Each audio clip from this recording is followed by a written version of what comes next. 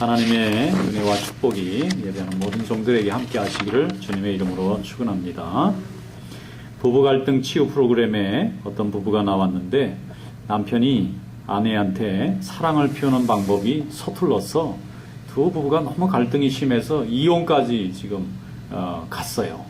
그래서 그걸 양쪽 얘기를 이렇게 듣다 보니까 남편이 뭘 좀 절약하려고 해서 그런지 부인의 생일이나 좋은 일에 선물할 때 좀 정성이 좀 결여된 선물을 할 때가 많더라고요.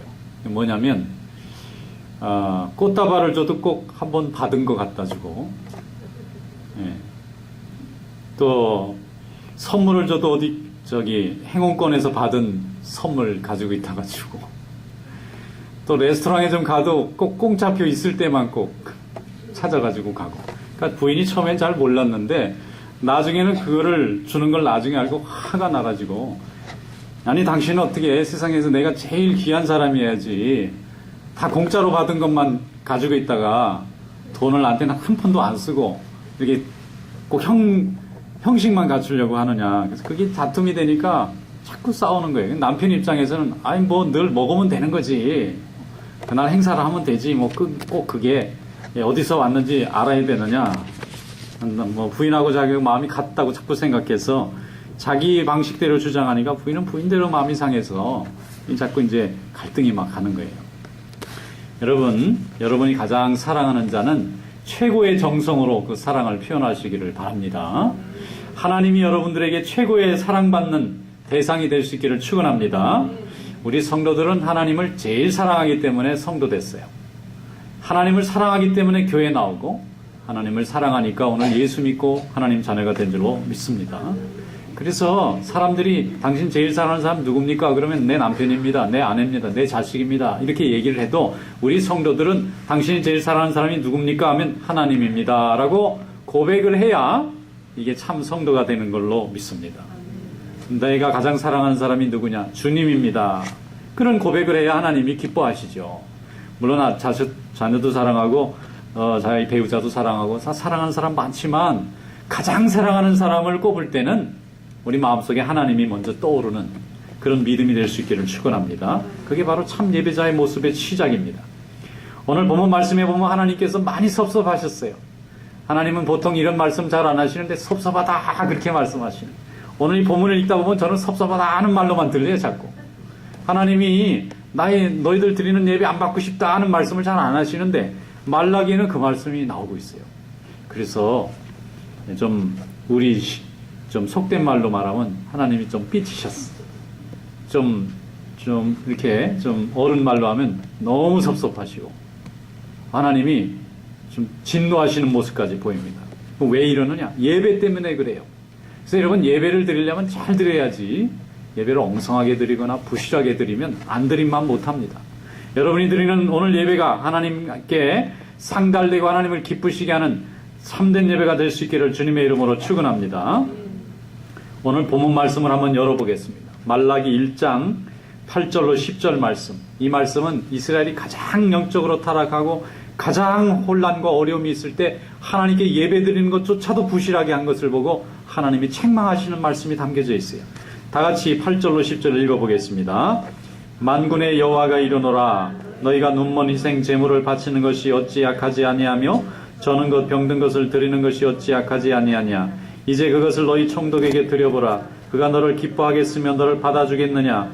만군의 여호와가 이르노라, 너희는 나 하나님께 은혜를 구하면서 우리를 불쌍히 여기소서 하여보라. 너희가 이같이 행하였으니 내가 너희 중 하나인들 받겠느냐. 만군의 여호와가 이르노라, 너희가 내 제단 위에 헛되이 불사르지 못하게 하기 위하여 너희 중에 성전 문을 닫을 자가 있었으면 좋겠도다. 내가 너희를 기뻐하지 아니하며 너희 손으로 드리는 것을 받지도 아니하리라. 아멘. 구약시대의 말라기는 성경의 맨 마지막 책입니다. 성경은 총 66권이 있는데 그 중에 구약이 39권이고 신약이 27권으로 되어 있습니다.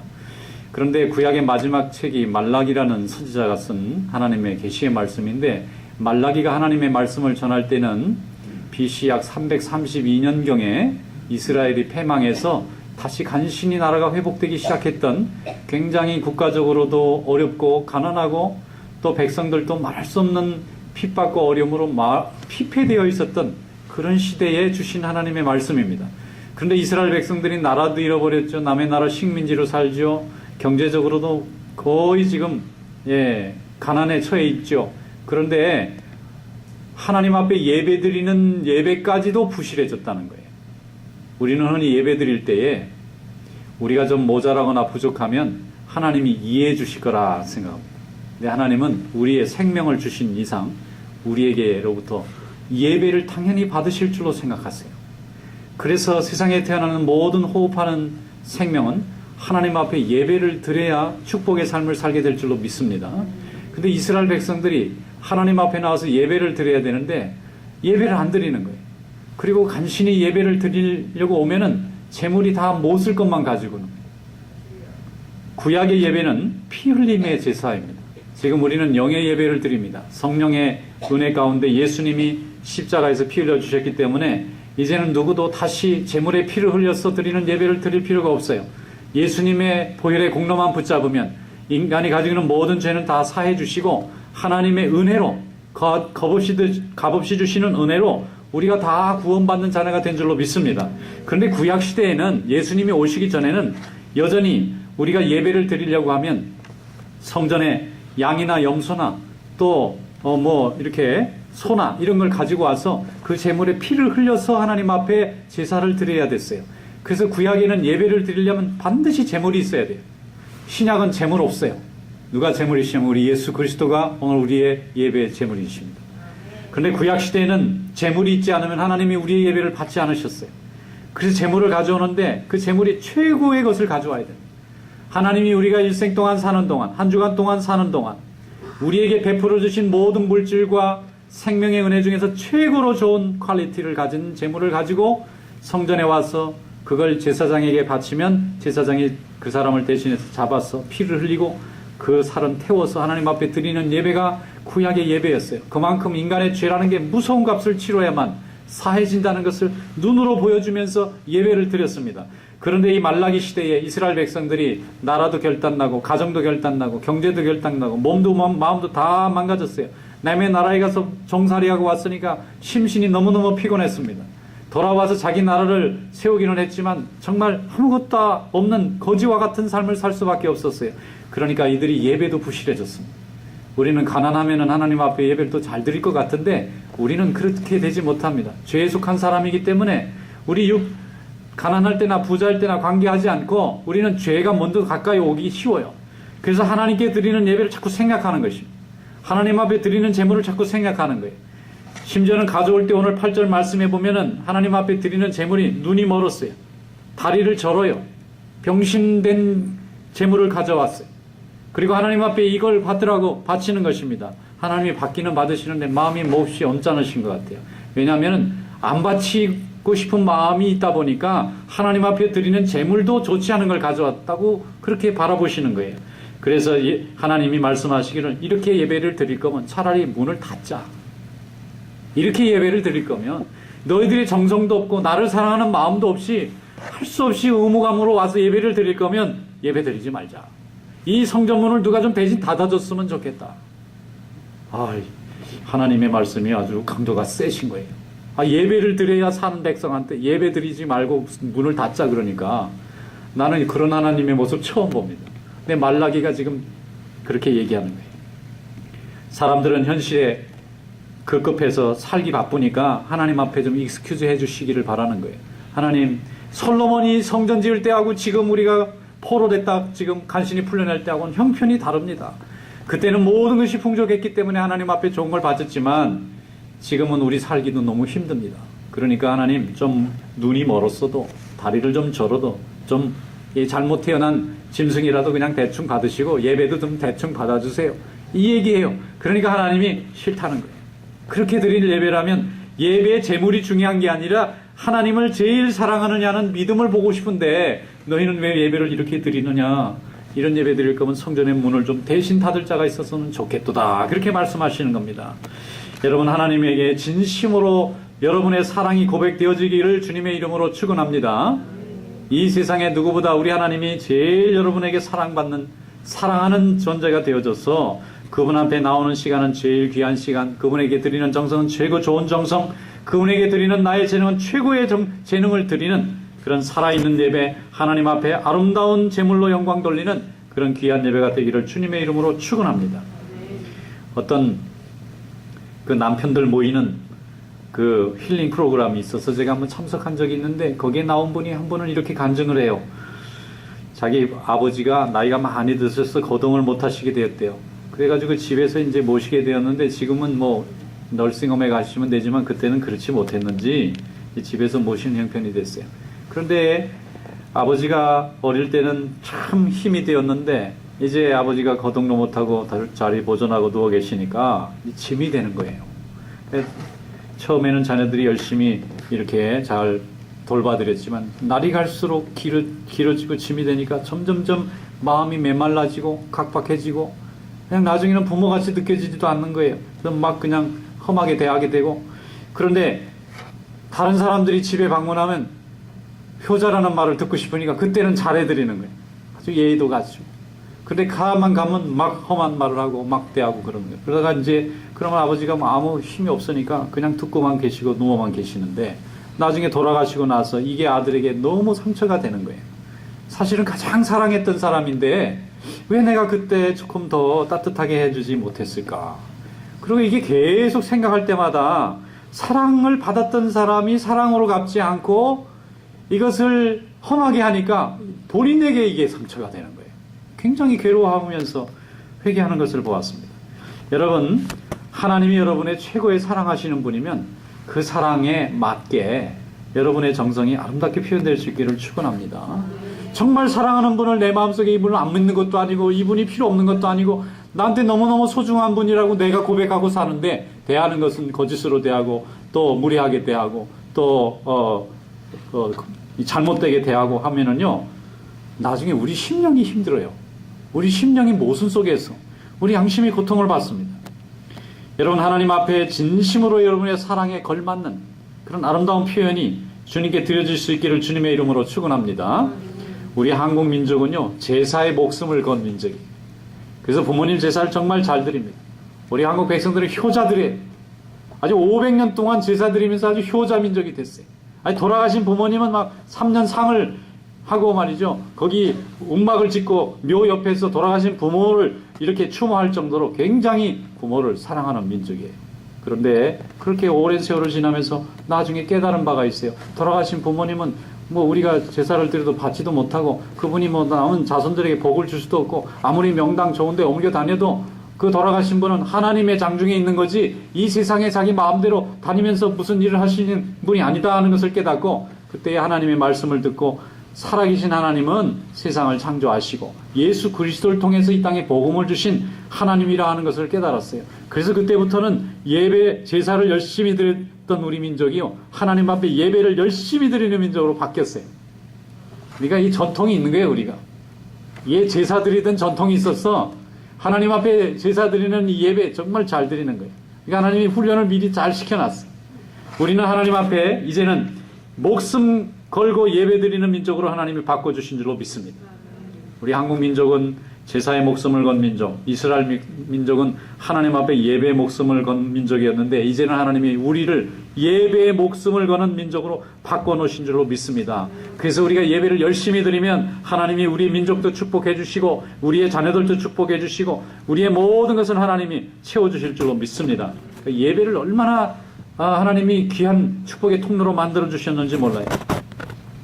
창세기 4장에 보면은 하나님 말씀에 가인이 하나님 앞에 제사를 드렸는데 하나님이 연락받지 않으시고 외면했다, 그런 얘기가 나오고, 아벨이 하나님 앞에 예배를 드렸는데 아벨의 제사는 하나님이 연락하셨다, 그런 얘기가 나와요. 그래서 생각해 보는 거예요. 아벨이나 가인이나 아담과 하와의 아들인데 뭐 세상에 그 사람들밖에 없는데, 하나는 하나님을 기쁘시게 하는 예배를 드리고 하나는 하나님을 기쁘시게 하지 못하는 예배를 드리고, 도대체 무슨 차이가 있었나. 아무리 생각해봐도 성경에 있는 말씀만 갖고는 이해가 잘 안 돼서 나중에 가만히 생각해 보니까 둘이 다 똑같이 예배를 드리긴 했지만, 가인의 예배는 하나님을 기쁘시게 하는 예배보다는 자기 자신이 드리는 정성을 더 많이 본 것 같고, 아벨은 하나님이 기뻐하는 그 예배를 자기 자신이 드리는 것보다 더 중요하게 생각한 것 같아요. 그래서 나중에 그것 때문에 살인이 나잖아요. 여러분, 예배 드리는 문제가 보통 문제가 아니에요. 잘못 드리면 살인도 납니다. 미움받아요. 마귀 역사하기가 쉽습니다.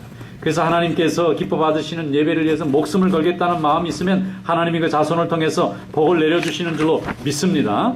야곱은 하나님 앞에 예배 드리는 것에 자신의 목숨을 걸었어요. 그래서 팥죽 한 그릇에 형 보고 그 예배를 드리는 권리를 달라고 그랬습니다. 우리가 장자권을 뺏었다 그러는데 그 장자권이라는 게 물질의 축복이 아니에요.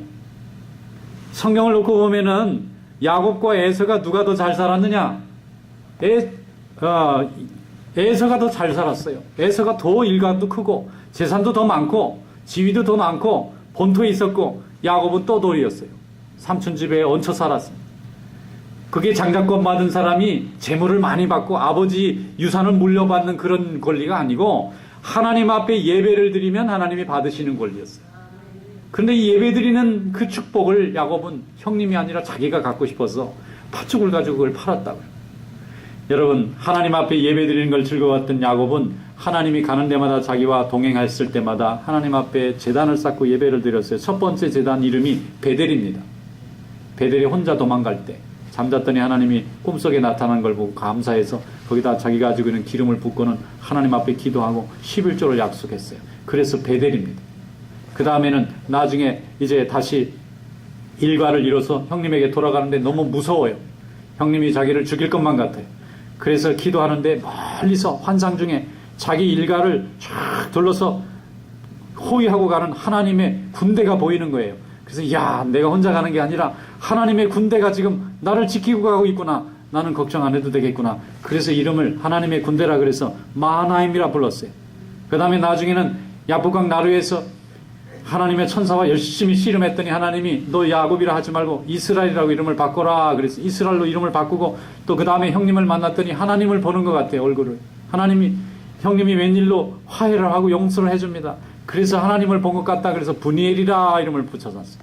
이 사람은 모든 경험과 체험과 간증 속에 하나님이 나와 함께 한다는 사실을 깨닫고 이름을 붙이고 거기다 제단을 쌓고 예배를 드리고 하나님께 영광을 돌린 줄로 믿습니다. 그래서 이스라엘 민족의 시조가 이 야곱이에요. 야곱 때 이스라엘의 12지파 자식이 나왔고 그 12지파가 이스라엘의 12민족이 이루어진 것입니다. 여러분, 예배를 사모하는 성도 될 수 있기를 축원합니다. 예배를 따라서 간 사람은, 예배를 따라서 이사가고 예배를 따라서 세상에 나간 사람은 하나님이 동행하셔서 날마다 예배드리기에 풍성한 물질도 채우시고 건강도 채워주시고 또 모든 믿음의 역사를 이루어주시는 줄로 믿습니다. 출애굽기를 열어보면 이스라엘 백성들이 그 좋은 이 애굽을 떠나서 황무지 같은 광야로 나갈 때 바로에게 찾아가서 한 말이 있어요. 우리를 내보내달라. 그러니까 바로가 왜 나가려고 하느냐? 여기 좋지 않느냐? 여기가 얼마나 고깃가마가 많고 세상에서 제일 잘 사는 풍요로운 나일강의 옥토가 있는데 너희가 왜 이것을 버리고 아무것도 없는 사막 같은 광야로 나가려고 하느냐? 그때에 모세가 이스라엘 백성을 대표해서 하나님을 대리하여 말한 것은 우리는 광야에 나가서 하나님 앞에 희생을 드리고자 하노라. 하나님 앞에 예배 드리러 우리 나가노라. 얘들이 정신이 없구나. 남들은 먹을 거 입을 거 찾아다니는데 얘들은 예배를 드리려고 허허벌판 광야로 나가다니. 그런데 그 백성을 하나님이 광야로 인도하셔서 가나안 땅의 새로운 주인으로 만들어주신 줄로 믿습니다. 미국도 마찬가지잖아요. 유럽에서 청교도들이 예배를 드리는데 어디든지 자유롭게 드릴 수가 없어요. 그래서 이 나라에 가봐도 안 되고 저 나라에 가봐도 안 되고 할 수 없다. 인디언들만 살고 기후도 안 맞고 풍토병도 있지만 목숨 걸고 한번 가서 거기서 우리 마음껏 하나님 앞에 예배를 드려보자. 그래서 120명이 배를 타고 이 신대륙에 넘어왔잖아요. 그 절반은 다 풍토병으로 죽고 나머지 절반이 하나님 앞에 열심으로 예배드릴 때 하나님이 그들의 그 믿음의 복을 주셔서 이 나라가 세상 사람들이 와서 살고 싶은 좋은 나라로 이렇게 바꿔놓지 않았습니까? 여러분, 하나님 앞에 예배하는 종들이 세상의 역사를 이끌어가고 인간의 정신을 이끌어가고 문명을 변화시키고 색깔을 바꾸는 그런 하나님의 참된 제사장들이 되는 줄로 믿습니다. 우리는 하나님이 이 시대에 부른 이 인류의 제사장들입니다. 하나님 앞에 열심히 예배 드릴 때 우리가 먼저 복을 받고 우리의 복을 나눠 갖고 주변 사람들이 우리로 인해서 하나님께 돌아오는 믿음의 복이 이루어질 줄로 믿습니다. 그래서 오늘 본문 말씀인 말라기 1장 11절에 보면은 이런 시대를 미리 하나님이 말씀해 주셨어요. 만군의 여호와가 이르노라. 해 뜨는 곳에서부터 해 지는 곳까지의 이방 민족 중에서 내 이름이 크게 될 것이라. 각처에서 내 이름을 위하여 분향하며 깨끗한 제물을 드리리니 이는 내 이름이 이방 민족 중에서 크게 될 것임이라 그랬습니다. 이스라엘 백성들은 예배 드리려고 하나님이 불러서 세운 민족이었는데 이 백성들이 현실을 핑계대고 자기의 형편을 핑계대고 예배를 소홀히 하고 예배를 내버리니까 하나님이 이방 민족들 중에서 참 제사장들을 세우시고 이방 민족 중에서 하나님이 영광 받으시는 새로운 예배와 새로운 영적인 역사를 하나님이 만들어주신 줄로 믿습니다. 우리가 그들 중에 속해 있지 않습니까? 식당에 가면은 언제나 아주 따뜻하고 빨리 이렇게 음식이 나오면 사람들이 많이 옵니다. 그런데 어떤 식당에 가면 아무리 기다려도 잘 안 나오고 다 식은 게 나오고 그럼 그다음부터는 사람들이 안 갑니다. 여러분, 하나님 앞에 우리가 예배를 드릴 때도 우리의 정성과 우리의 헌신과 우리의 사랑이 듬뿍 담겨서 하나님 앞에 정말 열정적으로 드리는 예배 속에는 하나님이 복을 주세요. 그런데 오다 말다, 하나님의 봉사하다 말다, 언제든지 늘 이유는 있습니다. 그러나 그 이유를 다 물리치고도 하나님이 나의 참 이유가 된다면 우리 하나님 앞에 나와서 날마다 예배드리며 주님께 영광을 돌릴 줄로 믿습니다. 요한복음 4장에 보면은 수가성에 예수님이 가셨는데 그 여인이 우물가에서 예수님에게 말씀을 듣습니다. 근데 예수님이 물을 한 잔 달라 그러니까 이 여자가 예수님에게 물어본 게 있어요. 예수님, 우리 민족인 사마리아 사람들이 드리는 이 사마리아 예배가 참된 예배일까요? 아니면 유대 사람들이 예루살렘에 자기들끼리만 드리고 우린 못 들어가게 하는 저 예배가 참된 예배일까요? 답을 주세요, 예수님. 그러니까 예수님이 그 사마리아 수가성 여인에게 이렇게 말씀했어요. 요한복음 4장 23절, 아버지께 참으로 예배하는 자는 영과 진리로 예배할 때가 오나니 곧 이때라. 아버지께서는 자기에게 이렇게 예배하는 자들을 찾으시느니라. 하나님은 영이시니 예배하는 자가 영과 진리로 예배할지니라 말씀했어요. 예수님의 말씀은 간단합니다. 예루살렘에 드리는 예배도 사마리아에서 드리는 예배도 그 예배 장소가 중요하고 유대 사람이 드리는 예배나 선대받는 사마리아 사람이 드리는 예배나 그 예배가 중요한 게 아니고 진심으로 하나님을 찾고 하나님이 필요해서 부르짖는 자들의 예배가 참된 예배라. 이제는 새로운 예배가 드리는데 이 예배는 제물로 드리는 피의 예배가 아니고 예수 그리스도의 보혈로 드리는 영의 예배가 열릴 것이니 그 시대가 되면 하나님이 너를 부르시리라. 그때 그 말씀을 듣고 이 남편이 5이나 있었던 여인이 깜짝 놀라서 내가 메시아를 만났다고, 그렇게 사람들이 부끄러워 도망다니던 이 여인이 사람들의 집을 찾아다니면서 문을 열고 내가 메시아를 만났노라, 우리 조상들이 수백 년간 기도했던 하나님의 아들이 오셨노라 전도해서 온 사마리아 사람들이 부흥회가 열리고 그 가운데 하나님께 돌아오는 백성이 많았다고 성경이 기록하고 있습니다. 여러분, 예배자들이 하나님이 원하시는 참된 삶의 주인공들인 줄로 믿습니다. 제가 이렇게 교인들하고 만나서 이렇게 대화를 하다 보면은 악수하면서 딴 데 보는 사람이 제일 기분 나빠요. 아니, 악수하면 나를 보고 악수를 하셔야 되잖아요. 아, 목사님 안녕하세요. 그러면 손도 잡고 눈도 마주치고 좀 기분 나면 보응도 좀 하고, 아, 그러면 반갑다는 표현이 되잖아요. 근데 안녕하세요 목사님 그러면 딴 데 쳐다보고 거기다 인사하고 손만 나한테 줘. 그럼 이걸 만져야 되는 건지 뿌리쳐야 되는 건지. 우리 하나님도 똑같으세요. 하나님 앞에 예배를 드려서 마음도 와야 되잖아요. 근데 마음은 딴 데가 있고 몸만 와 있고, 정말 정성이 담긴 거는 내 일신의 유익을 위해서 지금 투자하고 있고, 하나님을 위해서는 다 남은 거 버려도 괜찮은 건 내게 쓸모없는 것만 내놓으면 하나님이 기뻐하시겠느냐는 것입니다. 여러분, 연애할 때 보면은 연애하는 당사자를 타겟으로 해야 결혼을 하든지 뭐가 되지요. 그 주변 사람들한테 잘해주는 사람 보면 내가 이해를 잘 못하겠어요. 왜 괜히 아버지 어머니 가서 아버님 어머님 결혼도 안 했는데 왜 님자를 자꾸 붙여가면서, 또 형님 동생 누나 그러면서 그분들한테 선물 주고, 왜 그래서 본인의 마음을 잡아야죠. 본인의 마음을 잡아야 결혼이 이루어지는 거지. 본인은 놔두고 주변 사람들 잘해주면 뭐예요. 본인이 확실해야 그 다음에 결혼을 하든지 연애를 하든지 무슨 뭐를 할 거 아니겠어요. 우리 하나님의 마음을 잡아야지. 우리가 하나님 마음을 잡으러 왔다가 사람 마음 잡고 사람 마음에 상하고 또 세상의 마음을 잡으려고 하면은 하나님이 다 아시잖아요. 하나님은 사람이 외모를 보시는 분이 아니라 중심을 보시는 줄로 믿습니다. 그래서 예수님께서 금식기도 할 때에 몇 가지 금식기도한 요령을 설명해 주셨어요. 여러분, 금식기도가 뭐죠? 밥을 안 먹고 하는 기도예요. 어떤 분은 금식 기도하는데 밥을 안 먹고 한대요. 그래서 하루에 한 끼씩만 굶는데 그건 뭐 좀 이상하더라고요. 그것도 뭐 금식이겠지만 제대로 금식 기도하면 아무것도 안 먹는 거예요. 사흘 동안 안 먹거나 일주일을 안 먹거나 뭐 한 달을 안 먹거나. 근데 40일을 넘기면 안 된다 그래요. 그럼 사람이 죽습니다. 40일을 아무것도 안 먹으면 신진대사가 망가져요. 그런데 사람이 얼마나 힘들고 중요한 일이 있으면 밥을 안 먹고 기도하겠어요. 그건요, 하나님 앞에 생명을 걸고 기도하는 거예요. 그럼 하나님이 약간 긴장을 하세요. 얘가 죽으려고 지금 그러는 거예요. 왜, 이거 들어줘야 되나 말아야 되나, 하나님이 이게 진심인가 여러 가지 테스트 하시고, 정말 목숨을 걸고 이거 안 들어주면 나 죽겠다고 하면은 하나님이 들어주실 수밖에 없어요. 그런데 금식 기도는 아무 때나 하면 안 되고 정말 생명을 걸고 일생에 한두 번 할 수 있는 기도입니다. 한번 하시는 것도 좋아요. 그런데 기도할 때 예수님이 하신 말씀이에요. 금식 기도할 때일수록 더 목욕을 하고 더 아름다운 옷을 입고 더 아름답게 화장을 하고 다른 사람이 금식 기도하는 걸 눈치채지 못하게 오직 하나님과 나만 알 수 있게 이건 하나님이 해결해 주셔야 되는 거지 옆에 사람이 응원한다고 되는 일이 아니에요.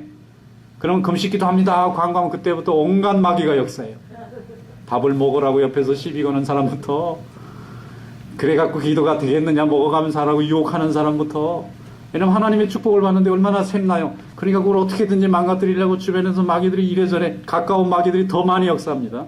결국은 뭐 포기하게 된다고 중간에 하나님하고 해결을 보려고 했던 걸 인간 때문에 못해요. 그래서 예수님께서 더 외모를 아름답게 금식할수록 하나님 앞에 나와서 영광 돌리고 주님의 일에 헌신할수록 더 사람들에게는 더 자신감 있게 더 여유 있게 더 하나님의 역사 속에 사로잡힌 사람처럼 그렇게 해야 하나님이 우리 중심을 보시고 다 응답해 주실 줄로 믿습니다. 구약시대에는 사람들이 하나님 앞에 제물로 예배를 드리는 시대였기 때문에 성전에 예배 드리러 오면은 제물을 검사하는 제사장이 있었어요. 그래서 양이나 염소나 소로가 오면은 눈도 열어보고 귀도 이렇게 들려보고 발도 다 보고 그래서 멀쩡하고 건강하고 아주 좋은 퀄리티를 가진 제물이 통과돼서 제단에 가서 제사장들이 잡았는데 가다 보니까 다리가 저는 놈은 빵꾸 건강해지면 다시 아니 잡아 죽이고 없앨 건데도 이 하나님 앞에 영광 돌리는 제물을 이렇게 인간이 쓰다 갖고 버릴 것 갖고는 안 된다는 거예요. 눈도 보고 눈이 잘못되면 안 돼. 귀가 잘못돼도 안 됩니다. 온전한 제물이에요. 하나님은 오늘도 우리를 온전한 제물로 원하시는 줄로 믿습니다. 이 성령의 시대는 이 우리의 믿음을 검사하는 제사장이 한 분 계신데 그분은 누구냐면은 성령님이세요. 우리가 교회할 때 성령님께서 우리의 믿음이 온전하게 있는지 검사하세요. 우리 마음을 검사합니다. 우리가 하나님만을 정말 사랑하는 건지 검사하셔서 우리의 믿음이 패스되면 하나님이 기뻐 받으시는 산제사가 될 줄로 믿습니다. 고린도전서 8장 3절에 또 누구든지 하나님을 사랑하면 그 사람은 하나님도 알아주시느니라 그랬어요. 하나님이 알아주시니까 얼마나 좋습니까?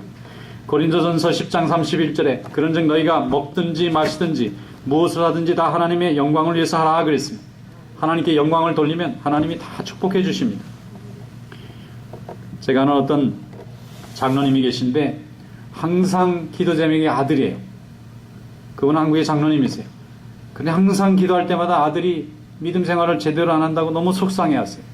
그리고 장로님 댁의 아들인데 말을 너무 안 들으니까 아버지가 좀 교회 와서 열심히 봉사해라 그러면 더 반항을 하는 거예요.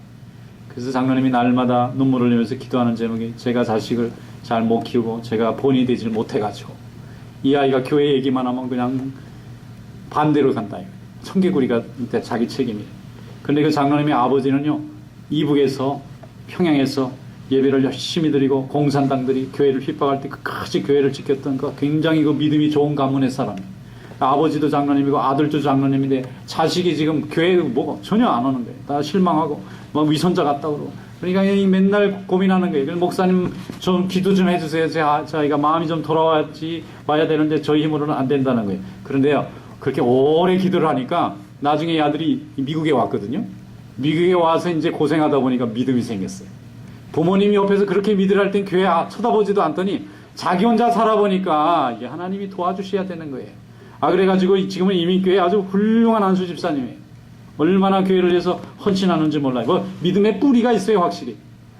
여러분 우리가 열심히 믿음 생활하면 자녀들은 우리의 삶을 보고 그들도 믿음의 사람이 될 줄로 믿습니다. 가르치려고 할 거 없어요.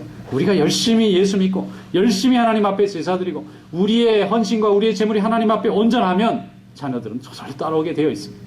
그래서 하나님이 축복받는 믿음의 가문이 될 줄로 믿습니다. 우리는 예배자로 태어났고 예배자로 부름받았어요. 예배를 열심히 드리면 하나님의 축복이 함께할 줄로 믿습니다. 히브리서 13장 15절로 16절 그러므로 우리는 예수로 말미암아 항상 찬송의 제사를 드리자. 이는 그 이름을 증거하는 입술의 열매니라. 오직 선을 행함과 서로 나누어 주기를 잊지 말라. 하나님은 이 같은 제사를 기뻐하시느니라 그랬습니다. 하나님 앞에 아름다운 제사를 드림으로 인해서 주님께 영광을 돌리는 귀한 믿음 되시기를 주님의 이름으로 축원합니다. 기도하겠습니다. 감사하시고 은혜가 많으신 하나님 아버지, 오늘 이 시간 저희들을 불러 주님께 영광 돌릴 수 있도록 붙잡아 주신 것을 감사드립니다. 우리를 하나님께서 거룩한 예배자들로 세워주셔서 또한 감사드립니다. 우리의 믿음과 정성을 다하여 항상 주님께 영광을 돌리며 주님의 나라를 확장해 나가는 복된 종들이 되게 하여 주시옵소서. 예수님의 이름으로 감사하며 기도하옵나이다. 아멘.